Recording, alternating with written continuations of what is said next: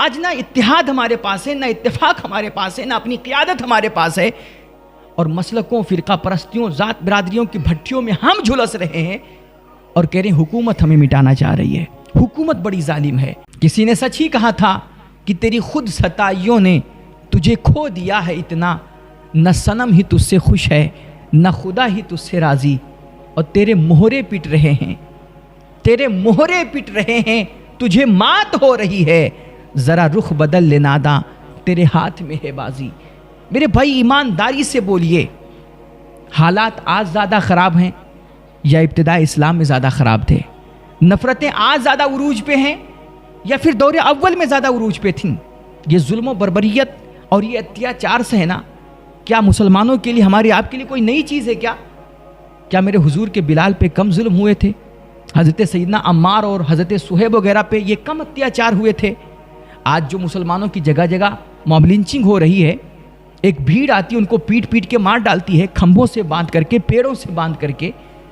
حضرت سیدہ سمیہ رضی اللہ تعالیٰ عنہ جو حضرت عمار بن یاسر کی والدہ محترمہ ہیں، یہ اسلام کی پہلی شہیدہ ہیں، ان کی شہادت کیسے ہوئی؟ ان کو بھی ظالموں نے پکڑ کر کے ایک پیڑ سے باندھا اور چھریوں سے اور چاقوؤں سے ان کے جسم کو پھاڑا گیا، چیرا گیا، اور اس طرح تڑپا تڑپا کر کے اتنی دردناک موت دی گئی۔ جانتے ہیں جرم ان کا کیا تھا؟ جرم وہی تھا کہ یہ مسلمان تھیں، یہ میرے حضور کا کلمہ پڑھتی تھیں اور یہ ایک اللہ کی عبادت کرنے والی تھیں، بس اس بنا پر ان کو اتنی دردناک شہادت دی گئی۔ تو یہ ظلم و بربریت کی داستان بہت پرانی، ہمیشہ سے اسلام کے خلاف منصوبے بندیاں ہوئیں، سازشیں ہوئیں، ان کو مٹانے کی کوششیں ہوئیں۔ حضرت سیدنا ابو بکر صدیق رضی اللہ تعالیٰ عنہ کو، جو اس وقت عرب کے بہت بڑے تاجر اور بڑے بحیثیت تھے، ایسا نہیں کہ صرف غریبوں کو ستایا جا رہا تھا، مالداروں کو بھی، ان پہ بھی اتنا اتیاچار ہوتا۔ حضرت ابو بکر صدیق کو بھیڑ نے، ان ظالموں نے، مکہ کے دشمنوں نے پکڑ کر کے اتنا پیٹا، اتنا مارا کہ اپنی سمجھ سے انہوں نے شاید ان کی جان ہی لے لی۔ حضرت ابو بکر صدیق بے ہوش ہو گئے، 3 دن تک کہتے ہیں آپ کو غشی آتی رہی، اور آپ کا پورا چہرہ انہوں نے بگاڑ دیا، مار مار کر کے، پیٹ پیٹ کر کے۔ اور خود میرے حضور کو کبھی پتھر مارے گئے،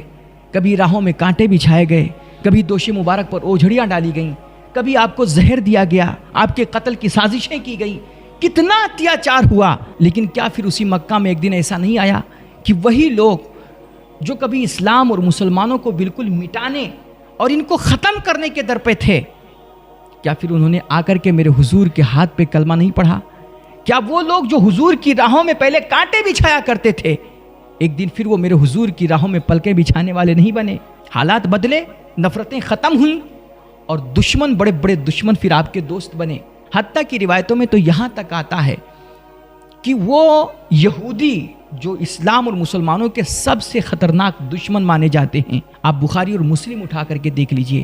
کہ انہوں نے بھی آ کر کے ایک دن میرے حضور کے ہاتھ اور پاؤں چومے۔ تو یہ سب کیسے ہوا؟ آج ہم اپنی ساری ناکامیوں کا ٹھیکرا نا بس دوسروں کے سر پھوڑنا چاہ رہے ہیں۔ یہ حکومت ہماری دشمن ہے، حکومت بڑی ظالم ہے، حکومت ہمیں مٹانا چاہ رہی ہے۔ ارے بھائی مان لیا اگر حکومت آپ کو مٹانا ہی چاہ رہی ہے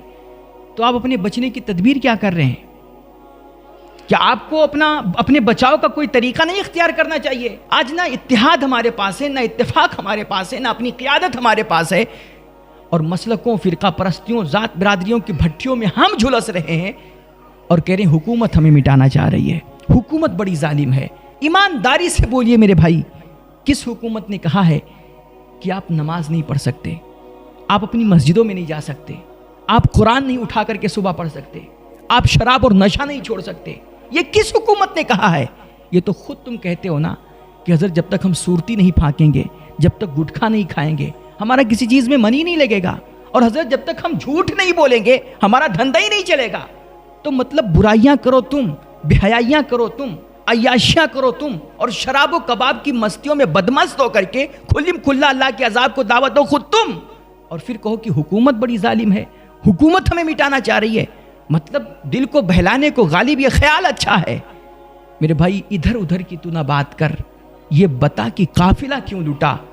مجھے رہزنوں سے گلا نہیں، تیری رہبری کا سوال ہے۔ حکومت کیا کر رہی ہے، دشمن ہمارے خلاف کیا کر رہا ہے،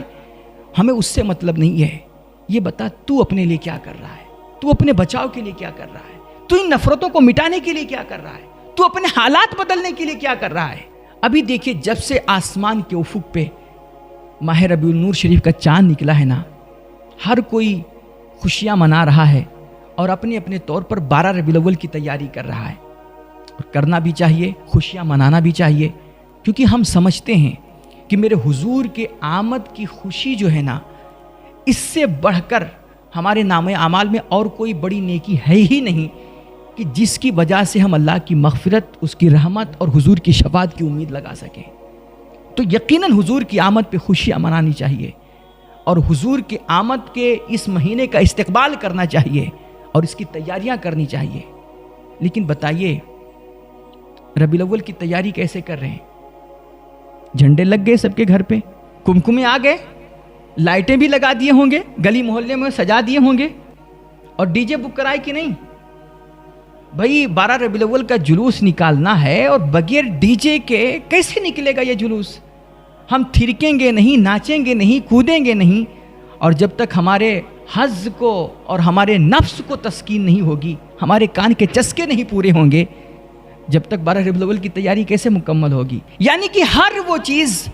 جو ہمیں اچھی لگے، ہمارے دل کو بہلائے، ہمارے نفس کو تسکین پہنچائے، اور جس کے کرنے سے لوگ خوش ہوں، لوگ واہ واہ کہیں، ہم اس کو کرنا اور اس چیز کو مہیا کرنا 12 ربیع الاول کی تیاری سمجھتے ہیں۔ لیکن بھائی یاد رکھنا، یہ رب چاہی اور رسول چاہی تیاری نہیں ہے، یہ من چاہی تیاری ہے، یہ وہ تیاری ہے جو ہمیں اچھی لگ رہی ہے، لوگوں کو بھلی لگ رہی ہے۔ ضروری نہیں کہ اس تیاری سے رب رسول بھی راضی ہو جائیں، اللہ کے نبی علیہ الصلوۃ والتسلیم بھی ہم سے خوش ہو جائیں۔ 12 ربیع الاول کی صحیح معنوں میں تیاری تو وہ تیاری ہے کہ جیسے آسمان کے افق پہ ربیع الاول کا چاند طلوع ہو، یار ہمارے معاشرے کا بوڑھا بچہ نمازی ہو جائے،